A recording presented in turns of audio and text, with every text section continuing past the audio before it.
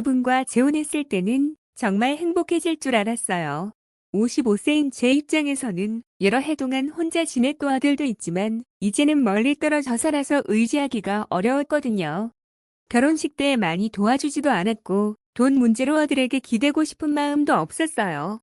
그런데 가끔은 제 적은 예금 통장에 아들이 은근히 신경 쓰는 것 같아 씁쓸했어요. 제 착각일 수도 있지만 계산적인 면이 느껴져서 이 아이를 정말 믿어도 될까? 하는 의문이 자꾸 생기더라고요. 결국 스스로를 의지하는 게 가장 안전하다는 걸 깨달았죠. 나이도 더 들어가고 평온한 노후를 보내려면 돈이 어느 정도 필요하다는 현실을 다시금 느꼈어요. 제 통장에는 적금으로 100만 원 정도가 있고 매달 받는 국민연금이 300만 원 정도 돼요. 이게 남들에 비해 많지도 적지도 않은 액수지만 미래를 생각하면 늘 불안해요. 갑자기 병이라도 나면 누가 돌봐줄까? 이런 걱정에 마음이 계속 복잡했죠. 그래서 작년부터 동반자가 있으면 좋겠다고 생각하기 시작했어요. 젊을 때처럼 불꽃 같은 사랑을 원하는 건 아니지만 삶을 함께 나누고 기쁨과 슬픔을 공유하며 아침엔 산책하고 저녁엔 도란도란 이야기 나눌 수 있는 그런 사람이 필요했어요. 그리고 그렇게 만나게 된 분이 김공자 씨였어요. 친구들 모임에서 처음 알게 되었는데 인상이 참 온화하고 말투도 차분하며 대화가 잘 통했어요. 게다가 경제적으로도 여유가 있는 분이라 제 입장에선 안심이 됐다고 할까요? 김공자 씨는 올해 63세, 저보다 8살 많으세요. 서울에 5층짜리 자가 건물이 있고 그 시세가 최소 20억에서 30억은 훌쩍 넘을 만한 곳이죠. 매달 받는 연금이 900만 원 정도 된다고 하니 제 연금의 3배나 되고요.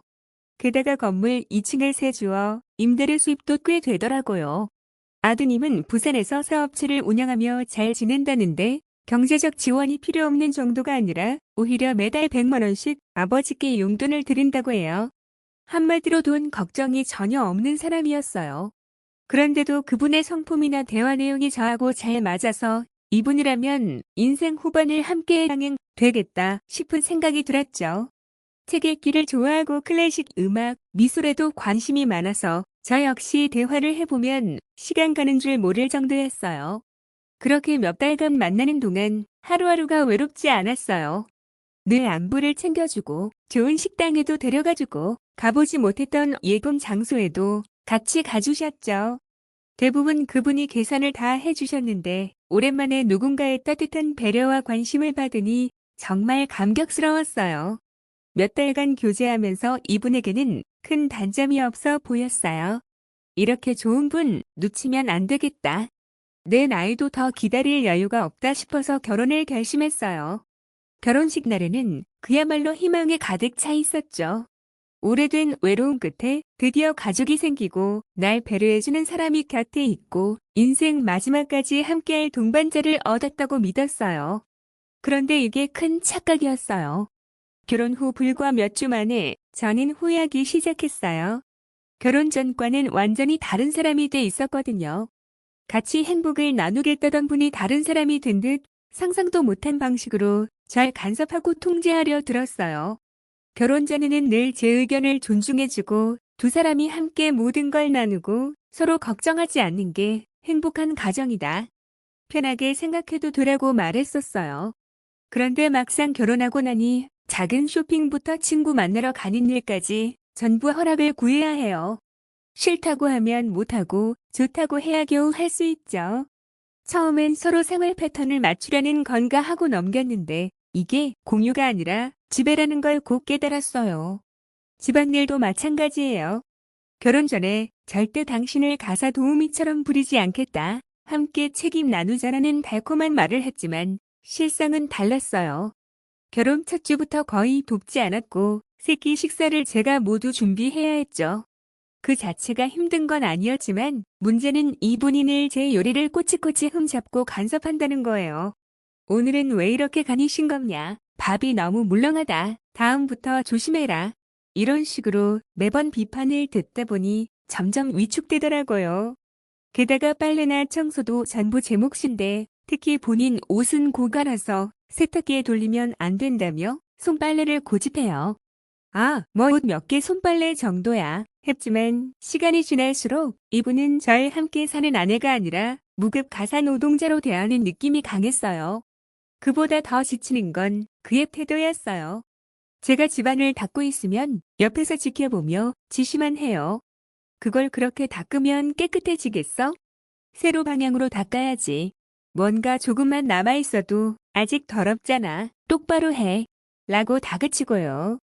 도움은커녕 하루 종일 명령만 내리는 사람이 옆에 있으니 몸도 마음도 녹초가 되더라고요. 결혼 전에 돈 걱정은 하지 마라. 내가 다 책임질 테니 편히 지내라고 했던 약속도 결국 헛말이었어요.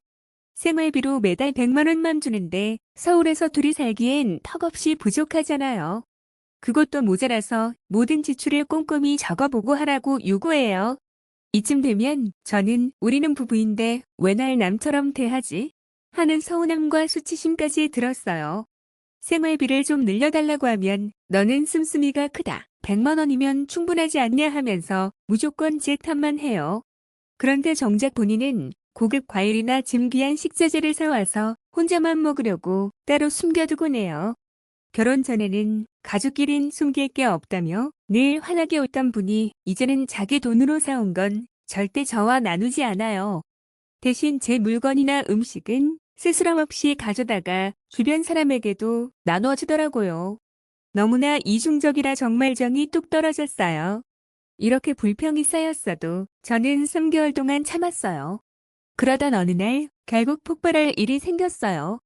제가 어릴 때부터 감을 정말 좋아했는데 고향이 경북 상주라 가을마다 감나무에서 막당감을 가족들이랑 먹던 추억이 있거든요.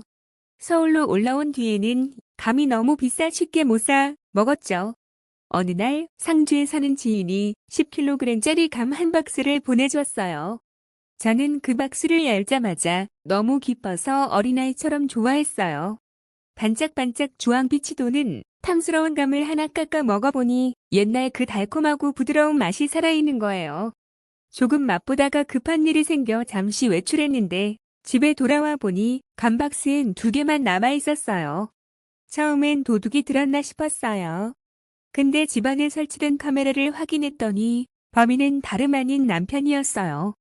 거의 모든 감을 다 가져갔더라고요. 저녁에 돌아온 그에게 물었죠. 내가 둔 감 왜 다 없어졌어? 그런데 그는 미안함은커녕 태연하게 말했어요. 맛있길래 그냥 내가 아는 친척이랑 친구들 나눠줬어. 당신 먹을 거 2개 남겼는데 뭐가 문제야? 더 먹고 싶으면 고향에 부탁해서 또 받으면 되잖아. 그 말을 듣는데 온몸이 떨렸어요. 그동안 저한테 감 한 번 사주지 않았던 사람이 제가 소중하게 생각하는 감을 자기 사람들에게 뿌렸다는 사실에 할 말을 잃었죠. 부인에게는 아끼면서 남들 앞에서는 큰손인 이중적인 모습에 더는 참을 수 없었어요. 지금까지 크게 소리 내본 적 없었는데 그 순간에는 화가 치밀어서 참지 못했어요. 당신은 매달 수백만 원씩 벌면서 왜 내 고향에서 어렵게 보내준 감을 마음대로 처분해? 내 기분은 고려해 본 적 있어? 하고 따졌죠. 그러자 이 사람이 되려 인상을 쓰며 제게 대들었다는 식으로 불쾌감을 드러내더니 알았다. 그렇게 싫으면 이혼해도 상관없어라고 받아치더라고요. 그래서 바로 그날 구청에 가서 이혼 서류에 도장을 찍었어요. 사인할 때 눈물이 날 것 같았지만 막상 그러진 않았어요. 오히려 마음속이 후련해지면서 내가 잘못된 사람을 믿었구나라는 생각밖에 안 들었죠.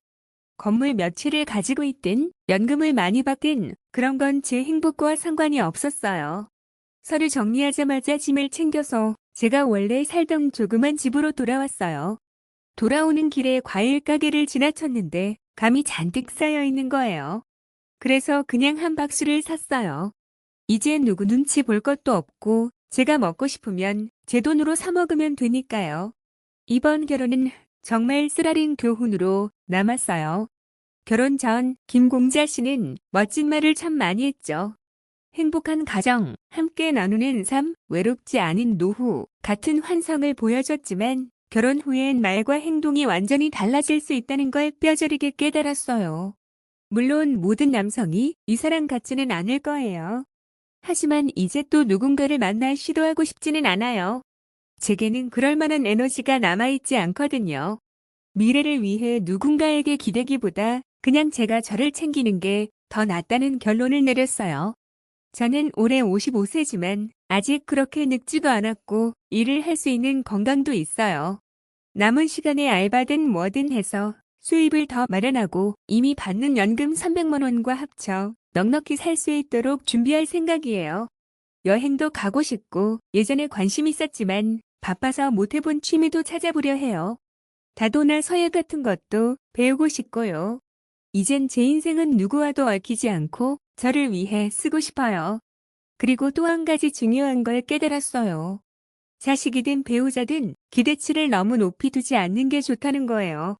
아들은 아무리 효자라도 자기 인생이 있으니 늘 곁에 있어줄 수 없고 노후를 온전히 맡길 수도 없어요.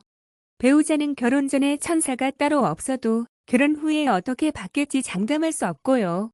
내 미래를 보장해 줄 수 있는 건 결국 스스로가 가진 능력과 자금, 그리고 나 자신밖에 없더라고요.